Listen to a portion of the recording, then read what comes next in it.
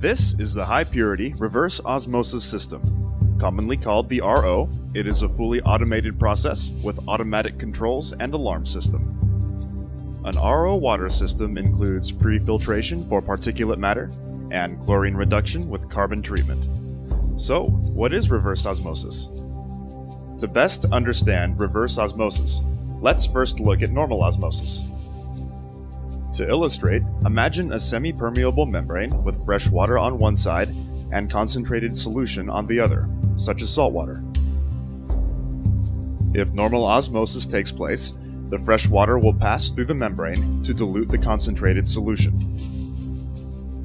In reverse osmosis, pressure is exerted on the side with the concentrated solution to force the water molecules through the membrane to the freshwater side. This retains the salt to give us salt-free water. Particulate filtration at 5 microns is the first step in the treatment process. This filter ensures that all particulate matter is removed prior to the next step of filtration, as well as less long-term maintenance of the RO membranes. Reverse osmosis is sensitive to oxidizers such as chlorine, typically found in all city water sources. Therefore, the process and water RO water system includes granular activated carbon, commonly called GAC. The GAC is an absorbent and will reduce the levels of chlorine being sent to the RO membranes. The effluent of the carbon column passes through a higher micron capture filter to capture any carbon fines that may have been released from the vessel.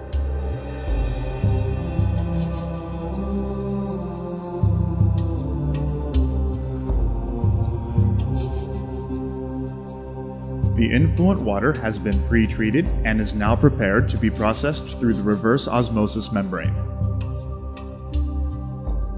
As the water passes through the RO membrane, there is a low pressure switch to protect the pump against low inlet flow or pressure.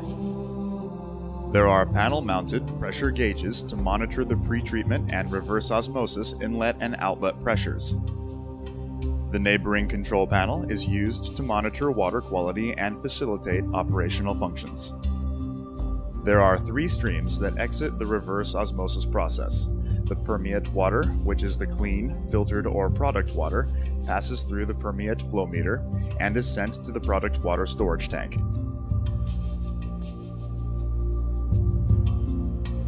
At higher salt levels, the concentrate is sent to sanitary sewer, or in some cases non-critical locations for reuse, also known as gray water recycle. In higher water recovery applications, a small percentage of the concentrate water is sent back to the inlet of the RO membrane for recycle. The salt removal reverse osmosis step is complete and the filtered water is stored for distribution and use.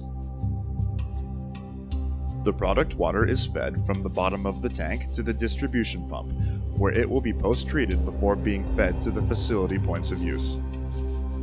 The clean water low in salts, typically stored for a period of time, is a target for bacterial growth. Therefore, the process and water system includes a germicidal ultraviolet disinfection unit for bacteria control. Germicidal UVC light deactivates the DNA of bacteria, viruses, and other pathogens, and thus destroys their ability to multiply, which is critical in any process and lab use environment of RO product water.